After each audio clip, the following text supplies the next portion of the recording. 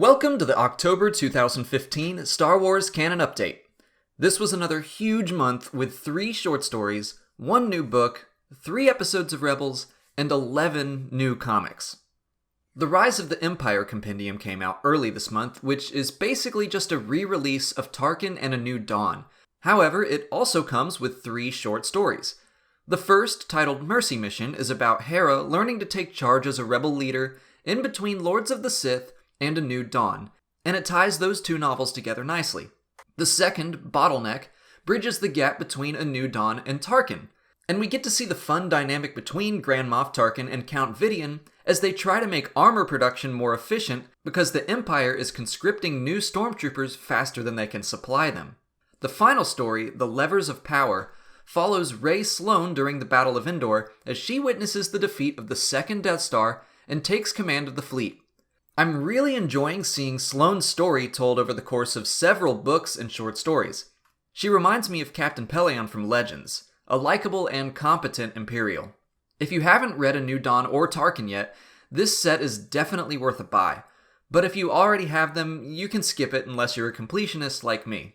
Seeing as this is the first time I've covered the Servants of the Empire series, and it ended this month, I'm gonna save everything I have to say about the Secret Academy for a separate video. But I do want to say that if you haven't given it a read, I highly recommend it. It's pretty heavy for a young reader series. In the 2 issues of Darth Vader this month, Dr. Aphra visits the Mortician on Naboo and confirms that Padme did give birth before her death, but Inspector Thanoth catches up with her. Vader is forced to covertly protect Aphra from Thanoth and his men to allow her to escape, but she appears to have fallen into a trap despite the help. So now he has to continue keeping his secret safe and try to find Luke before the other Imperial agents can. Lando wrapped up this month, and this series was, of course, about Lando, but Lobot stole the show for me. In order to escape the Emperor's ship, he basically sacrifices his free will and gives his brain over to his implants. He then gives a pre-recorded message to Lando from his former self, telling him he's better than just a thief and a gambler. I was not expecting the feels, and it gave Lobot so much depth. Definitely give this series a read if you haven't already. Shattered Empire had its 2nd, 3rd, and final issues this month. I think this comic's main purpose was to hammer home the fact that the war is far from over.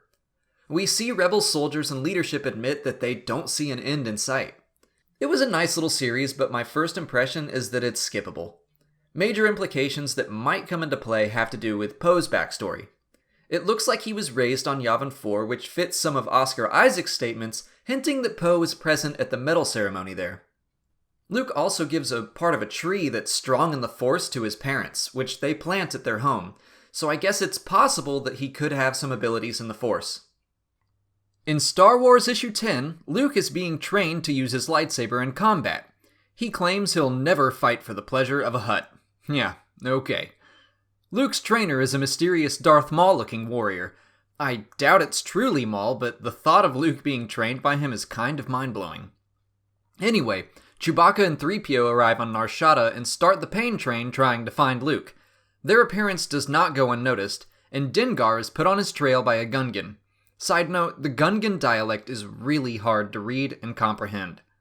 Finally, Leia, Han, and Sana escape the Empire. Han is still denying that they're married, but Leia hears that Luke is in trouble on Nar Shaddaa and agrees to give Han to Sana if she agrees to help them save him.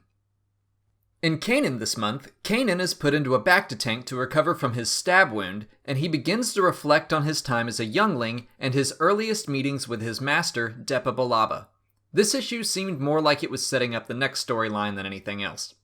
Chewbacca got off to a strong and entertaining start. Chewie is crash-landed on a planet and teams up with a young girl to save some slaves, and it looks like we'll be getting some new backstory on Chewie's time as a slave. In Rebels this month, Kanan is forced to set aside his differences with clones and team up with Rex, Wolf, and Gregor.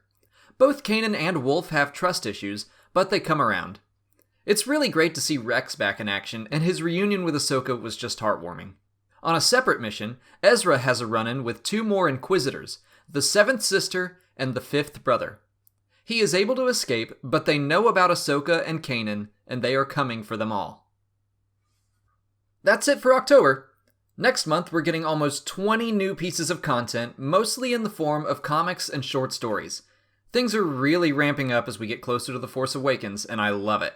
Subscribe to make sure you see the next installment of the Canon Update on December 1st, and to see new Star Wars videos every Monday, Wednesday, and Friday. Thanks for watching, and may the Force be with you.